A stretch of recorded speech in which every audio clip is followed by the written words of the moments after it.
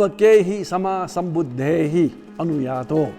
पहिलेका सम्यक सम्बुद्धहरूले सिकाउनु भएको न कि वेदमा सिकाइएको. Pubbake sama sambuddhehi anuyato. Meaning, I have found that which was taught by the Samyak Sambuddhas, or correctly and completely enlightened Buddhas of the past. He found this and not what was taught in the Vedas. He also said, An anusuttesu, meaning that which is not heard of now. But the Vedas were prevalent and heard of at that time. And the Buddhas of the past were Shramans as well. And they are not avatars or incarnations of Shakyamuni Buddha. Just like the monk Sumedha became Shakyamuni Buddha, in a similar way, Kashyap Buddha was also a specific person in the past and became a Samyak Sambuddha after practicing for 3 or 4 Asankhya Kalpas, or immeasurable eons. Any person can become a Buddha after practicing for 3 or 4 immeasurable eons of practicing the correct and proper path. So Buddhas are not incarnations of each other. Shakyamuni Buddha is not an incarnation of Kashyap Buddha. The future Buddha Maitreya is not an incarnation of Shakyamuni Buddha. Maitreya Buddha is a different continuum. Stating it in a simple way, he is a different person. Shakyamuni Buddha is a different person. In the same way, previous Buddhas such as Dipankara are distinct persons. All of them are of the Shraman tradition, and each teach Shraman Dharma. This is according to the words of Shakyamuni Buddha, although there is no historical evidence regarding them. Thus, there were Shramans in ancient times as well, which also signifies that Shramans were there before the arrival of Vedic Dharma in the Indian subcontinent, in Magad and in the Ganges regions. In addition, the Manusmriti also considered the Shakyas to be a different caste, and it is stated there that if one comes into contact with them, then one has to bathe afterwards in order to purify oneself. Therefore, from these points, we can see that Shakyamuni was born a Shraman.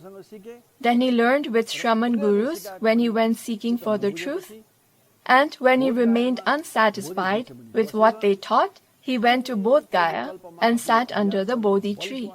And based on the power of the practice he had done in the eons past, he brought forth the teachings of the Buddhas of the past in a complete way.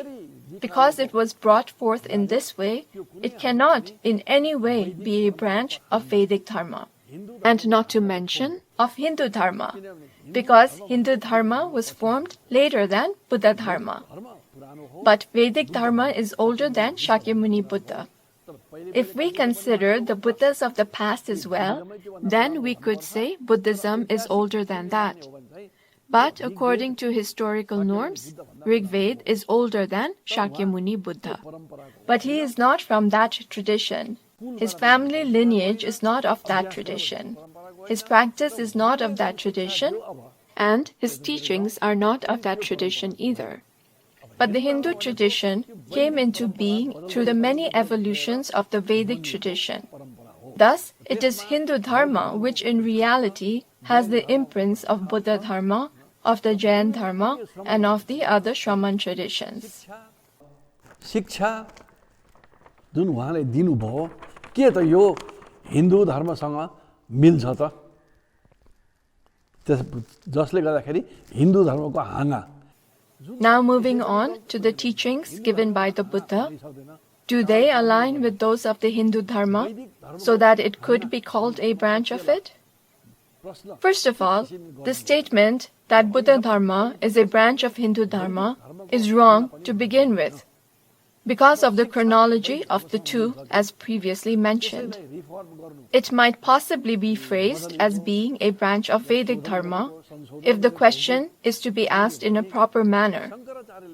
But as I mentioned earlier, it cannot be a branch of the Vedic Dharma either. Let us look at whether the teachings align with the Vedic Dharma to see if he merely reformed or modified the teachings of the Vedic Dharma. Shankaracharya has stated what the essence or summary of what all Hindu Dharma is in a verse. Although this is a non-dualist view, and the dualist Hindus might not agree. And Shankaracharya is not the originator of this, but he based it on the earlier Purans and earlier Smritis. But he has stated, श्लोकार्धेन प्रवक्ष्यामि यदुक्तं ग्रंथ कोटिभि ब्रह्म सत्यम जगन मिथ्या जीवो ब्रह्मैव नापर श्लोकार्धेन प्रवक्ष्यामि यद उक्तम ग्रंथ कोटिभि ब्रह्म सत्यम जगन मिथ्या जीवो ब्रह्मैव नापर, which means, I will say in half a verse what millions of scriptures have said, and Brahma Satyam meaning Brahma is the truth, Jagan Mithya meaning the world is illusory, and Jivo Brahmaiva na para meaning the self is Brahma and nothing other. Now if we are to consider this to be the essence of the Vedas and the Upanishads, well then, this is not what is taught by the Buddha. He neither considered the Brahma to be true or existent, nor that the Atma existed, nor did he consider the world to be an illusion. There are all these fine points which when analyzed makes it incorrect to say that Buddhadharma is a branch of even Vedic Dharma. Forget it being a branch of Hindudharma. Something like this is said by people who do not have correct knowledge and understanding. Again, this question could possibly be phrased to state that Buddhism is a branch of Vedic Dharma only due to the fact that the Vedic period came before the Buddha. But it would still be incorrect to say so. Shankaracharya stated, Brahma Satyam Jagan Mithya. But Bhagwan Buddha in the Phena Pindupam Sutta of the Samyutta Nikaya has talked about the Rupa Skanda or the aggregate of form, Vedana Skanda or the aggregate of sensations, Sangha Skanda or the aggregate of perception, Sanskara Skanda or the aggregate of conditioning, and Vigyan Skanda or the aggregate of consciousness. And these five in the Buddhist tradition constitute the whole world because the aggregate of form refers not just to our body but includes everything that we can see, hear, etc. And he has said that all these are mayopamam, or like an illusion. He did not use the word mayopamam for all of them, but used other terms. He has said, Phena Pindopam Rupam, Phizko, Ugas Dasto, and Rupo. Vedana Bubbulupama, Vedana Bubble Dasto, Poka, Panika, Poka or Dasto. Phena Pindupam Rupam, meaning the aggregate of form, is like foam. Vedana Bubulupama, meaning Vedana or sensation, is like bubbles of water. Marichi Samasanya, Marichi means mirage in English. Marichi, mirage, these two words are quite close.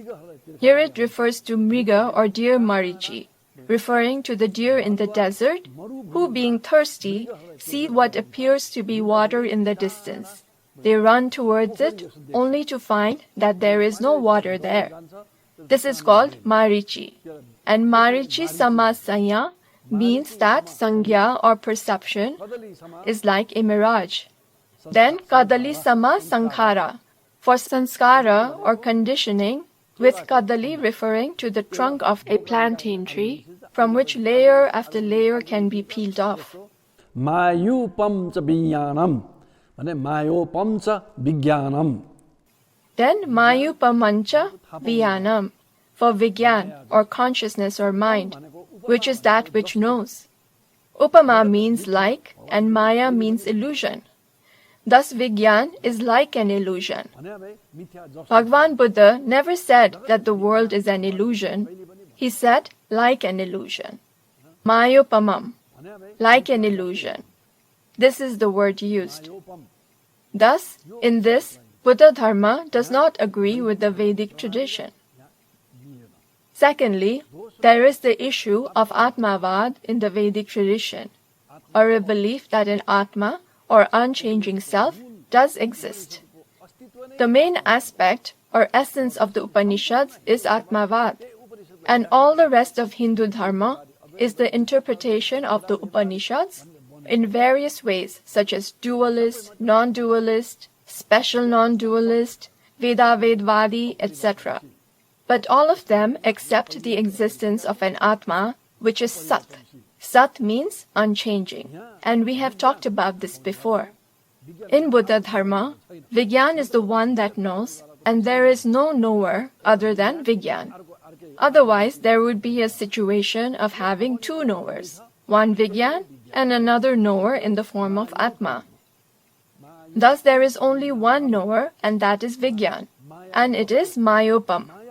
Mayupamanja Vyanam, meaning it is like an illusion. Not illusion, but like an illusion. So in this too, there is no agreement with the Vedic tradition. Brahma Satyam Jagan Mithya, as stated by Shankaracharya, means that the knower is the truth, but the world is an illusion. But in Buddhadharma, the knower is also like an illusion, and that what is known is also like an illusion. So this is not the same as the Vedic tradition. Therefore, when we examine it in these ways, it is evident that the Buddha did not teach the Vedic tradition in any way, not by reforming it, nor by modifying it a little bit, and so on. The Vaishnava Dharma did reform the Vedic Dharma in time, so it is a branch of Vedic Dharma. And the Shaiva Dharma as well similarly reformed the Vedic Dharma. Shiva and Vishnu were made equivalent to Brahma. Although the Vedas and the Upanishads do not state anywhere that Vishnu and Shiva are Brahma, they were transformed to be the same as Brahma. Thus they reformed and became a branch of the Vedic tradition. But the teachings of Buddhadharma does not at all agree with the Vedas. In fact, they are quite the opposite. Shunyata or emptiness and Atma, or Anatma or no self and Atma, completely contradict each other. Shunyata and Anatma are the same, but Shunyata is a more subtle level of what is indicated by Anatma. Thus, with regard to the teachings of the Buddha as well, there is no way in which they fit in with the Hindudharma. अब यसमा एउटा प्रसङ्ग उठ्छ जुन स्वामी विवेकानन्दजीले भन्नुभएको उहाँको किताबहरुमा भोल्युमहरुमा पाइन्छ. Now, another issue that arises here is concerning what Swami Vivekananda has said and which is found in his books. That Shankaracharya and I understood what the Buddha had said, but his disciples did not understand it. What he was trying to say is again that the Buddha taught the same thing as is taught in the Vedas and Upanishads, but his disciples did not understand this. I, however, understand it. So, before ending for today, let us analyze the statement a little bit. First of all, by the time Buddha passed into parinirvana, there were already 1,255 arhats. This number is often rounded out to 1,250, but if we actually count them, they numbered 1,255 arhats, who were liberated from the cycle of birth and death. They were recognized as such by the Buddha himself. It was not that they went around declaring themselves to be arhats or bodhisattvas. They were recognized as arhats by the Buddha himself. So, Vivekananda is saying that these arhats did not understand what the Buddha was trying to teach, but 2,500 or 2,600 years later, Vivekanandaji understood it. So, how are we to accept this?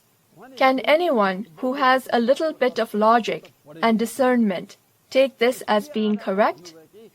As I have said previously, Vivekananda did not know what the Buddha taught. He did not study any Buddhist sutta, sutra, or shastra. So, on what basis could he say that the Buddha actually taught the Vedas, but his disciples did not understand this? And these were the disciples who recognized the next generation of arhats. And similarly with the bodhisattvas. There was also a tradition of lay practitioners during the time of the Buddha himself. He himself had stated before his parinirvan that he had established the fourfold Sangha, which is complete and can continue the teachings. These included monks, nuns, male lay practitioners, and female lay practitioners. This is what the Buddha had said. And these traditions continue with one generation, attesting the realization of the next generation. One cannot simply proclaim oneself to be realized. One has to be recognized by the earlier generation. This tradition is still alive today. So the tradition where a generation of arhats, recognized by the Buddha, who then recognized another generation of arhats and so on, apparently did not understand what the Buddha said, but 2,600 years later, after Buddhism had been completely lost from the Indian subcontinent for 400 or 500 years, Vivekananda ji came to understand it. And what was it that he understood? That the Buddha had tried to teach the Vedas, and thus Buddhism is really just a branch of Vedic Dharma. The Buddha had only reformed it. He had only tried to reform the Vedas. Here the question arises as to why, if Bhagwan Buddha had only tried to reform the Vedas, did the Hindu texts which came after the Buddha not have any regard for him? In the Ayodhya Kanda, Jaivali Prakaran of the Ramayana, it says, यथा हि चोर तथा हि बुद्धस्तथागत. बुद्ध तथागत भनेको चोर बराबर हो. Yata hi chora, sa tatha hi buddhas tathagatam. Meaning, Buddha Tathagata is tantamount to a thief. Ram says this to Jaivali, and this can be found in the Valmiki Nam Ramayana, which is the oldest version of the Ramayana. The Hindus who are listening, please do look at the Jaivali Prakaran of the Ayodhya Kanda to find this. That is, if it has not been erased in your book by now. This is in the Valmiki Ramayana.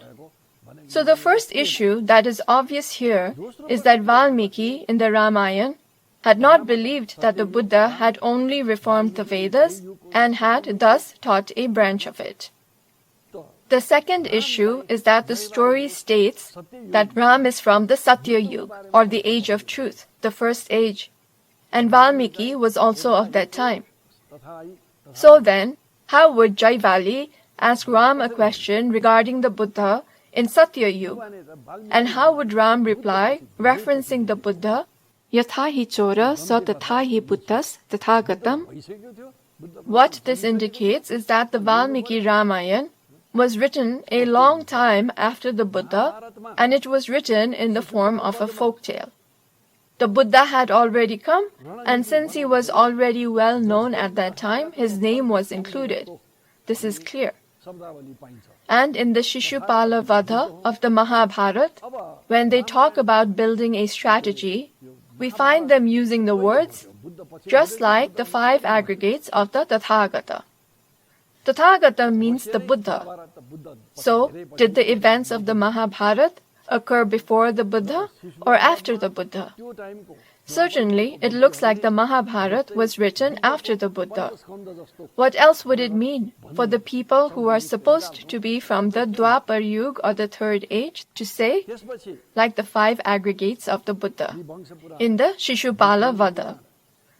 In the Harivamsha Puran, Vishnu Puran, Bhagavad Puran, Garud Puran, Padma Puran, Linga Puran, Naradiya Puran, and in the Agni Puran, there are 2 contexts in which there are writings regarding who Bhagwan Buddha is, and I will refer to them both. One says that he was a Maya Moha avatar, or deceptive incarnation created by Vishnu. And why was the incarnation created? In order to corrupt the path and lead the asuras or demigods down this wrong path. So what does this indicate? Does it indicate that the Buddha taught the Vedas? Could his teachings be a branch of the Vedas? And I will repeat again that it cannot be a branch of Hindudharma, because the word Hindu itself came about after the time of the Buddha. So there is no possibility for it to be a branch of Hindudharma. And as to it being a branch of Vedic Dharma, does it look like that is a possibility? As Buddha was said to be a deceptive incarnation. The issue here is apparent.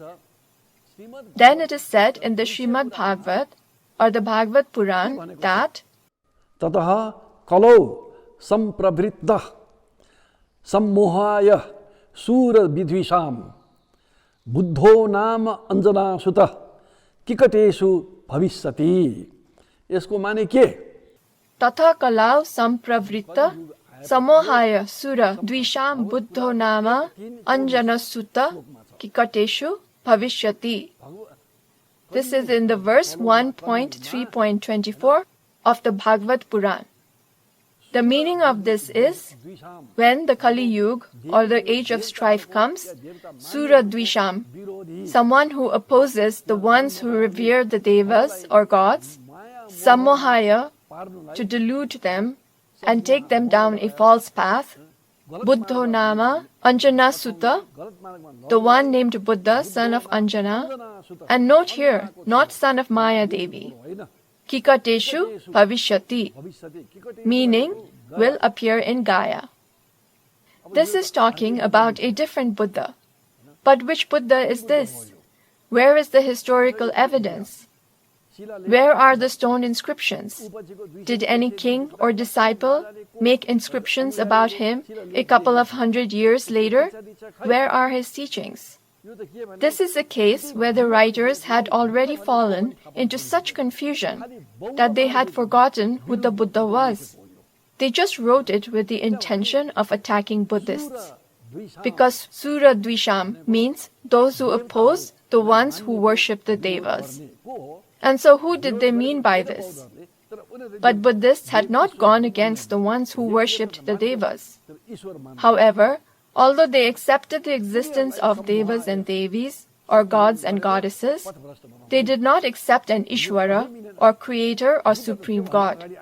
So that verse says, Samohaya, meaning to corrupt the path in order to delude them, the non-believers. Now, there is no logic to this story, because the Buddha came before there was Buddhadharma, or Buddhists who followed it. These came after the Buddha had already arrived. So at the time the Buddha arrived, there were no Buddhists there who were opposing the worship of Devas. That is apart from the shamans. So even though Jainism is Atmavadi, or believes in an eternal self, it does not accept Ishvara. The other shamans may or may not have been the same way.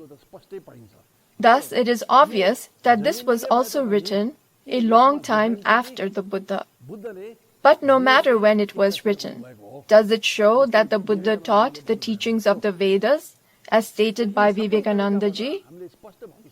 So, based on all these perspectives, we can state with certainty that to say Buddhadharma is a branch of Hindudharma, and to say the Buddha taught nothing new beyond what is taught in the Vedas, as said by Vivekananda, is wrong.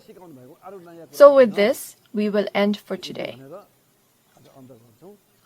Etat sadhana punyena sarve savita padam prapnuvantu jayantu ja kushalam karma bhairinam janma mrityu jara vyadi swarupa vartapuritvat mochayama savasatvan durgama bhavasagarat.